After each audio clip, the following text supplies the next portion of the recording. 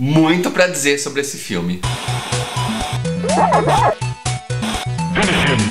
E aí pessoal, tudo bem? Eu sou o Rodrigo, esse é o Canal Zero e hoje a gente vai falar sobre o novo filme da Natalie Portman e da Jennifer Jason Leigh, Aniquilação, que estreou recentemente na Netflix. Eu demorei pra caramba pra assistir, mesmo vocês tendo indicado pra mim, e eu tenho certeza, e eu vi também, que muita gente já falou sobre esse filme. Então, pra não ser só mais um, eu decidi fazer aquilo que eu fiz com A Forma da Água e com Mãe. Pegar o vídeo e fazer com uma abordagem um pouquinho diferente, que eu sei que vocês gostam também. Então o que vai rolar não é um spoiler de forma linear. Eu vou contando os spoilers, trazendo algumas referências e com isso a gente vai montando a história junto, beleza? Mas antes da gente começar, se inscreve no canal se você ainda não for inscrito, se no final do vídeo você gostar, dá o seu like pra eu saber e comenta aí, você já viu esse filme? Você gostou? O que você achou dos efeitos especiais? Você sabia que esse filme é a adaptação da primeira parte de uma trilogia de livros? Você conhece os outros livros do Jeff Vandermeer? E das coisas que eu trouxe aqui nesse vídeo? Me conta tudo aí nos comentários que eu quero saber, beleza? Apesar do lançamento da Netflix aqui no Brasil, Aniquilação, assim como Cloverfield Paradox, não são produções originais da plataforma. O que aconteceu no caso de Aniquilação foi que ela teve um desempenho abaixo do esperado nos Estados Unidos e no Canadá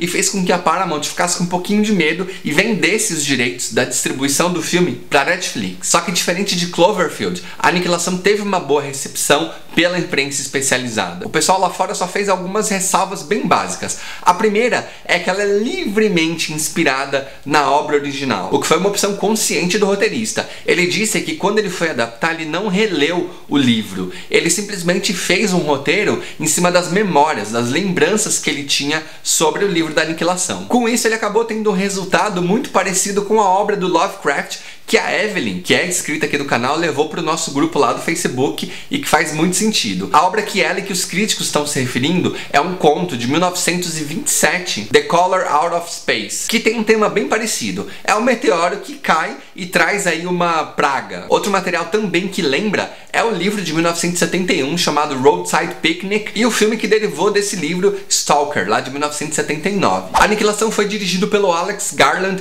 que já está em Hollywood há algum tempo. Ele escreveu alguns filmes como O Extermínio, Dredd e o Ex Machina, que além de escrever, ele também dirigiu. Ex Machina eu já falei num vídeo de Netflix há muito tempo, é um filme bem bacana, lembra muito Black Mirror pra quem curte, e a gente tem como protagonista a Alicia Vikander, que é a nossa nova Lara Croft, além do Oscar Isaac, que em Aniquilação faz o marido da Natalie Portman. Sobre a negociação com a Netflix, o diretor ficou um pouquinho bravo. Ele disse que os efeitos especiais pensados e criados para esse filme, eles são muito mais compatíveis com a tela grande, que ele se perderia muito se fosse assistido em tela pequena. Eu discordo, acho o filme bem mais ou menos no quesito de efeitos especiais. Tem alguns efeitos, especialmente o do brilho, bem tosco, muito cara de home video. E outra coisa que irrita demais nesse filme é o excesso de uso do lens flare, sabe? Aquele brilho que parece que é o sol refletindo, é muito zoado. Inclusive esse foi um dos motivos de eu ter parado esse filme a primeira vez. Eu sou bem visual com essas coisas e me incomoda muito efeito porco.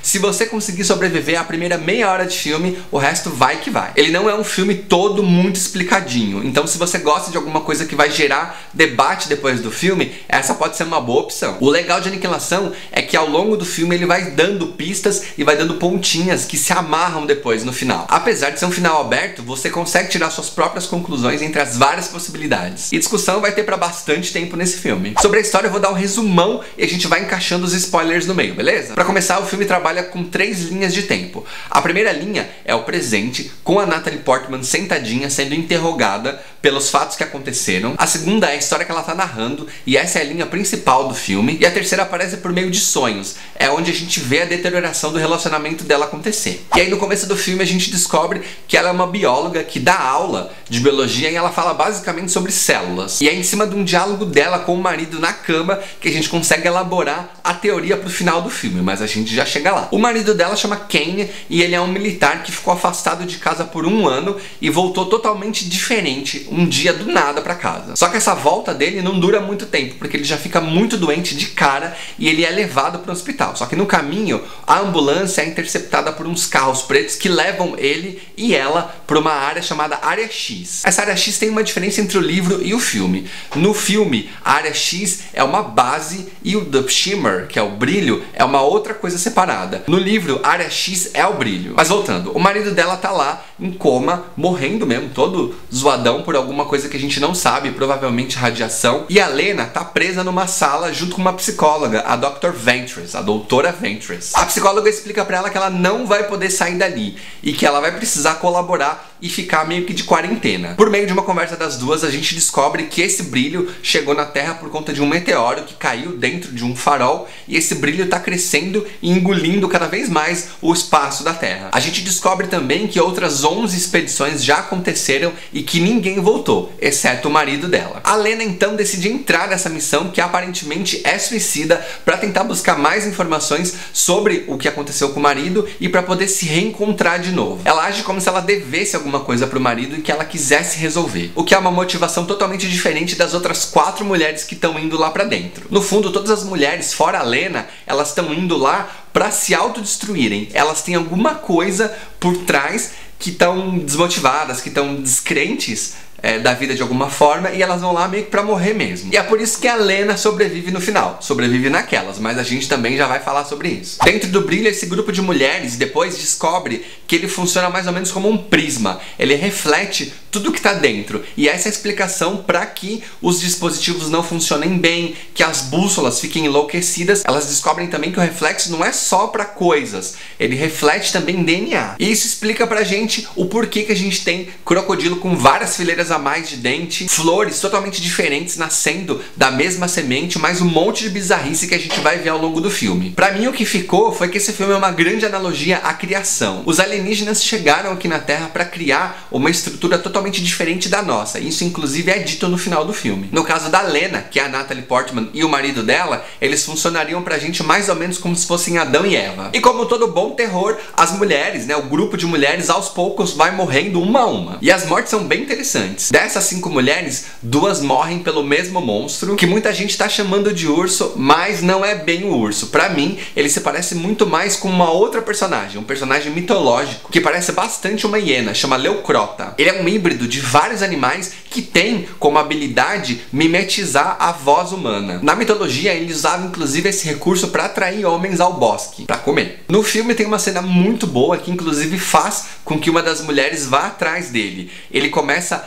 a fazer barulho com a boca, fazendo a voz da Shepard, que foi a primeira pessoa que morreu dentro do Shimmer, lá dentro do brilho, e atrai a paramédica até ele. E é muito bizarro, mas é muito incrível você ver aquele monstro enorme abrindo a boca e falando socorro com a voz de uma mulher que já morreu. Vai ficar na cabeça por um bom tempo. Sobre o brilho, ele tem um efeito diferente em cada coisa e em cada pessoa que interage com ele. Aqui no filme ele tem um aspecto mais oleoso. No livro, ele tem mais uma cara de sonho do que uma estrutura física. Só que os efeitos do Shimmer, o efeito do brilho, tanto no livro quanto no filme, são os mesmos. Distorção de tempo, porque quando elas entram, elas perdem a noção do tempo, da passagem de tempo. O que eu falei pra vocês também sobre os aparelhos funcionarem mal, a bússola enlouquecer e tal. Isso é comum nas 2 obras. E quanto mais perto do farol, que foi onde aconteceu a queda do meteoro, mais bizarra a coisa vai ficando. E mais coisas também elas vão descobrindo sobre aquele espaço e sobre a transformação que tá acontecendo. A terceira morte da Radek, que era uma suicida antes de entrar ali, é muito bonita. Inclusive me lembra um curta brasileiro que chama Um Ramo. Acontece que ela desiste